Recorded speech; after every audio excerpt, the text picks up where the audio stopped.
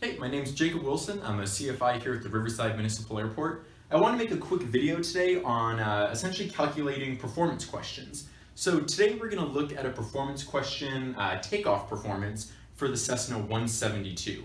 I find this is a common area that students kind of struggle with. So I figure if I make a quick little video, you guys can walk back through it and really kind of see the steps, watch back through, and if you have any confusions, hopefully this video will help out with that. So I'm actually going to use a question from the pre-solo written here. It's asking for us to calculate the takeoff performance with a field elevation. So I always recommend very first step, write out your variables. So it looks like we're working with a field elevation in this scenario. I'm going to write it in the right here so we have the left space to work. I'm going to abbreviate field elevation like that. And our field elevation today is 5,500 feet. So I'll write that there. It looks like we're working with 90 degrees Fahrenheit. So our temperature today is 90 degrees Fahrenheit, which if you do a conversion scale or just do a quick Google search of how to convert that, it comes out to about 32 degrees Celsius. So that's the temperature we're working with today. And then our weight is going to be maximum gross. So we're doing this for a 1980 Cessna 172 November.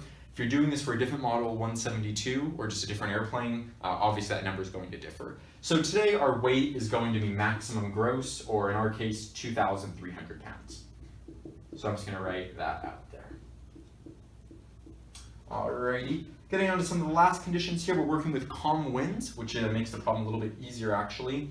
Runway, just this is a hard surface, so we don't need to worry about grass or gravel, anything like that. And then our altimeter setting, this is an important one. Our altimeter setting for this scenario is 2942, and that's in inches of mercury.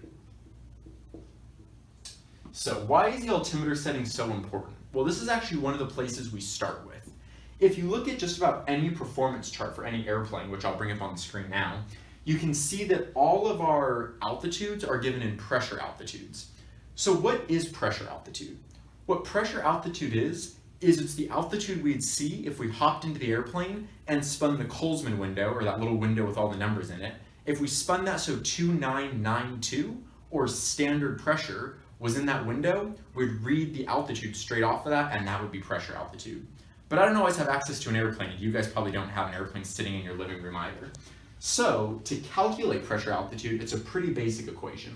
Looks a little scary, but we're going to work through it here real quick. It's not so bad. We're going to take standard pressure, which we just said is 2992. We're going to subtract from that the pressure from our scenario, which today is 2942.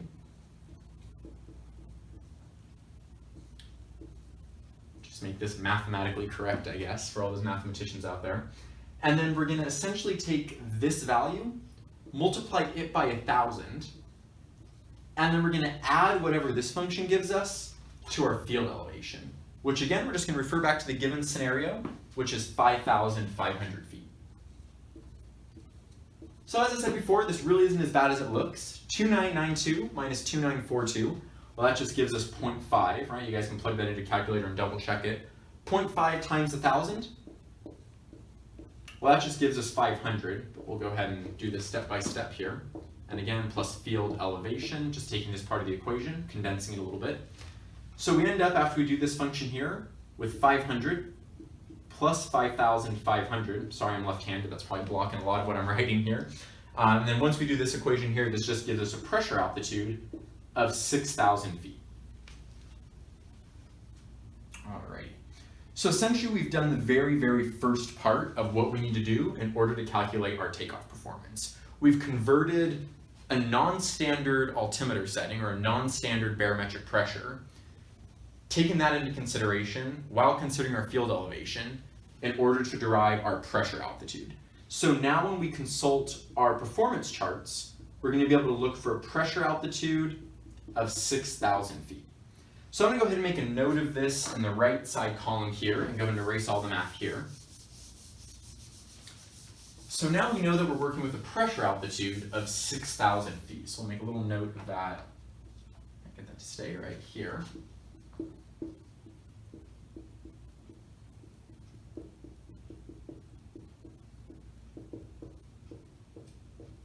All right, so we're working with a pressure altitude now of 6,000 feet.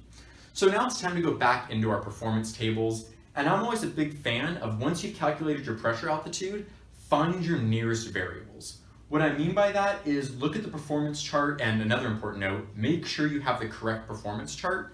I'm taking a look right now just through the Cessna POH. And on this first page, it is the one I'm looking for, and that's one I have on the screen here. But the next pages have ones for different weights and also for different types of operation. So it's important to make sure you are looking at the correct chart.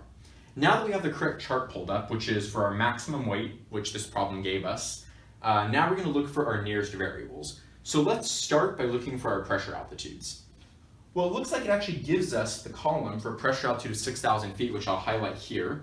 And if we follow our pressure altitude of 6,000 feet across, well, we have a couple columns of temperature now. We're working with the temperature, like we said, of 32 degrees Celsius today. We don't have 32 degrees Celsius on our performance chart. So what are our two closest values? Or in other words, this is kind of the phase I call making the box, or kind of isolating what you're looking for. So 32 falls between 30 and 40, and those are the closest variables that we have on this chart. So we're looking at a pressure altitude of 6,000 feet. Make that 6 a little bolder.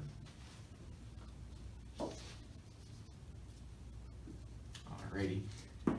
And like I said, we don't have 32 degrees Celsius available to us, so we're going to have to work with the best we've got. We've got 30 degrees Celsius as a known value, and we've also got the values for 40 degrees Celsius. So I'm just reading this straight off of the chart. If you look at the value for a pressure altitude of 6,000 feet and a temperature of 30 degrees Celsius, we end up with a value of, well, it looks like there's actually two of them.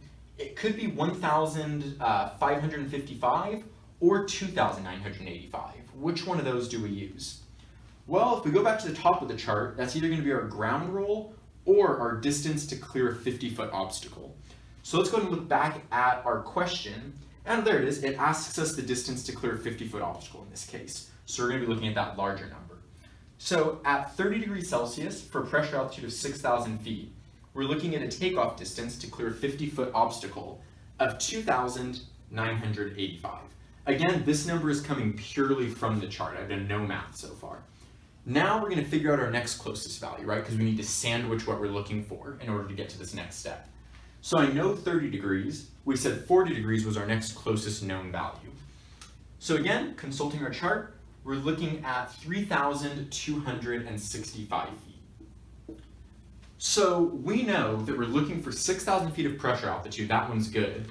But we're looking for some value here at 32 degrees Celsius, right? And we don't know what that value is. But we know two values that sandwich it or kind of encompass it.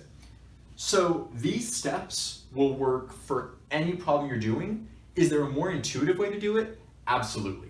But I want a way that's going to work every time consistently. So the first step when you're trying to figure out a middle value is take a look at kind of what your middle values are. So we know the values at 30 degrees and at 40 degrees. And we're looking for something within that 30 to 40 degree range, right? 32. Next question to ask yourself is how big is my range? Or in other words, what's the distance between 30 and 40? That's a 10-degree gap, right? You'd agree with that? Awesome. So on different performance charts, you might have different ranges here. For example, when you go to do your rate of climb problems for the Cessna 172, this will be probably 20 degrees and 40 degrees. So it's very important that you know how big your window is and don't get complacent and always assume it's going to be 10 degrees because it might differ. In this case, it is a 10-degree window. So we know that we're working with a 10-degree window and we're trying to find 32. Next question to ask yourself is essentially how deep or how far into your window is the value we're looking for. So between 30 and 40, we're looking for 32. 32 degrees is essentially 2 degrees into this window, right? 32 minus the lowest value would give you 2 degrees, right? We're working with a 10-degree window. The value we're looking for is 2 degrees into that 10-degree window. You end up with a value of 0.2, which is just 20%, right? So we're looking for some value at 32 degrees that's 20% of the way between these two takeoff distances. If you're a little confused at this point, you can rewind the video, kind of rewatch some of it. But in summary, we found the closest known values.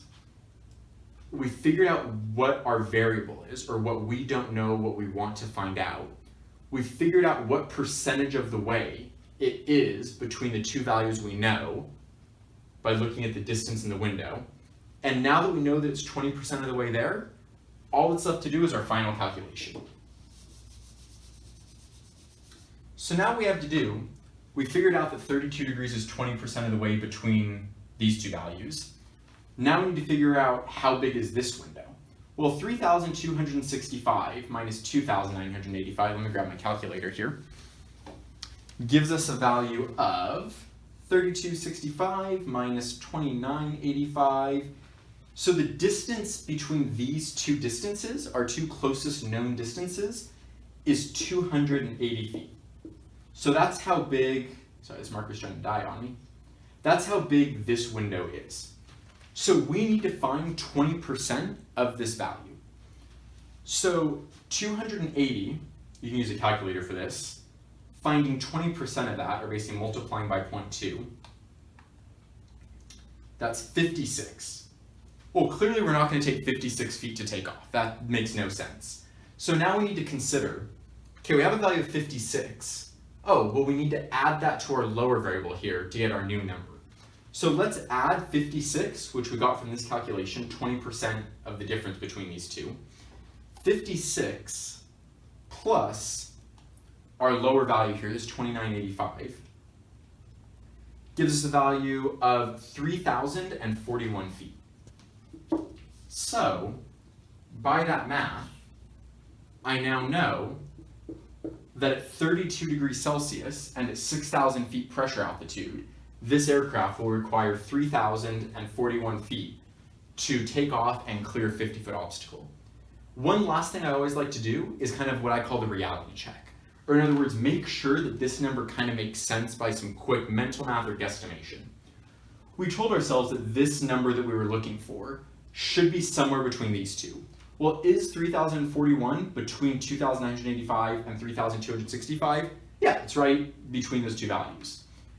32 is a lot closer to 30 than it is to 40, which dictates this number should be a lot closer to 2985 than it should be 3265. And yeah, it is. 3041 is way closer to this bottom number than it is to this higher number. And that's essentially basic interpolation.